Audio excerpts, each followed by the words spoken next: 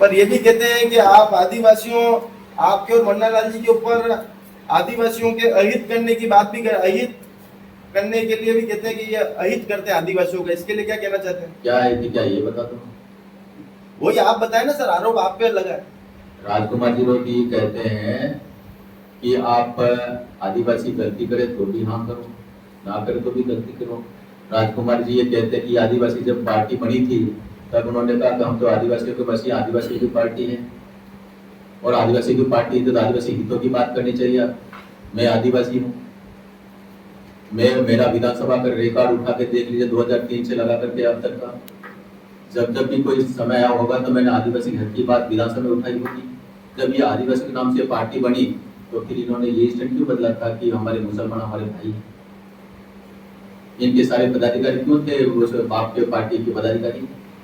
और उसके बाद में इन्होंने कहा कि हमारी बहन बेटियों की शादी मुसलमानों से करनी चाहिए। बाबा खड़ी स्वीकार करेगा क्या? ये नहीं कर सकता है, ये तो स्वीकार करेगा। वो बातें में उनकी मानूंगा क्या? आदिवासी एरिया में धर्मांतरण हो रहा है, उसका वो समर्थन करते हैं, उनका पौसा है बोलो क्या मेरे आदिवासी का वहाँ धर्मांतरण होने दूंगा क्या? ये कहते हैं कि हमारी विरासत और हमारी संस्कृति की बात करते हैं। कौन सी संस्कृति, कौन सी विरासत की बात करते हैं बोलो? जब जो धर्मांतरण हो रहा है वो हमारी पहचान छोड़ रहा है, हमारी विरासत छोड़ रहा है, हमारी संस्कृति छोड़ रहा है, वो आपका हुआ क्या? क्या वो बात विमान हुआ क्या? इसलिए मैं उनकी बातों नहीं मानता, इसलिए वो कहते हैं आदिवासी के हित से भी मैं प्रत्येक आदिवासी के हित की बात करता हूँ। मैं मेरे पूर्वजों की विरासत, मेरे पूर्वजों की संस्कृति, मेरे पूर्वज, उन सबको मैं मानता हूँ। और मैं हिंदू हूँ, आदिवासी हिंदू। उसके बावजूद युवा आपको समर्थन नहीं कर रहे, इस पर क्या कहना चाहते हैं? क्यों नहीं कर रहे? बहुत सारी सीटें ऐसी है जहाँ पर इनकी आप पार्टी के, और तो उन्होंने सपने दिखाए थे, आपने देखा था वायदे तो हम सबको नौकरी दे देंगे, सबको नौकरी दे दी क्या? ये 18 से 23 में ये एमएलए थे ना, अशोक गहलोत सरकार में थे, इन्होंने कांकरी डुगरी कांड किया था। कांकरी डुगरी में लड़कों को ये भड़का दिया कि ये जो 1167 जो सीटें हैं ये अनारक्षित हैं, ये अपनी।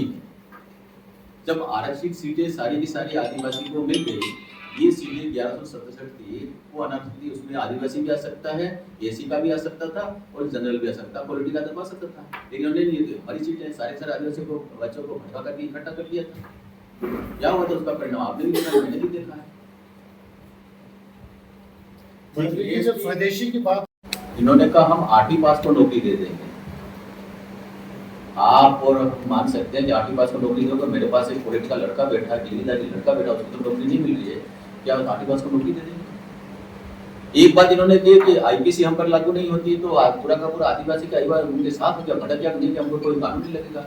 ये घबरा करके देख लो, और कानून ने अपना काम शुरू किया तो उनको लगा कि ठीक नहीं, नौकरी एक को दे नहीं पाए, उसके कारण से युवा सारा का सारा उनसे अलग हो गया। आज उनसे सारा का सारा अलग युवा है नहीं, कितना युवा उनके साथ में।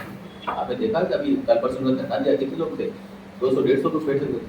उन्होंने बहुत कोशिश की, नहीं आए, और उसके बाद में सागवाड़ा सीट हम जीते।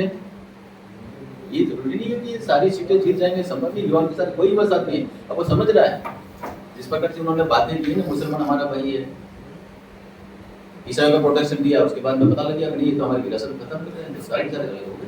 आपकी नजर में क्या मुस्लिम भाई नहीं है?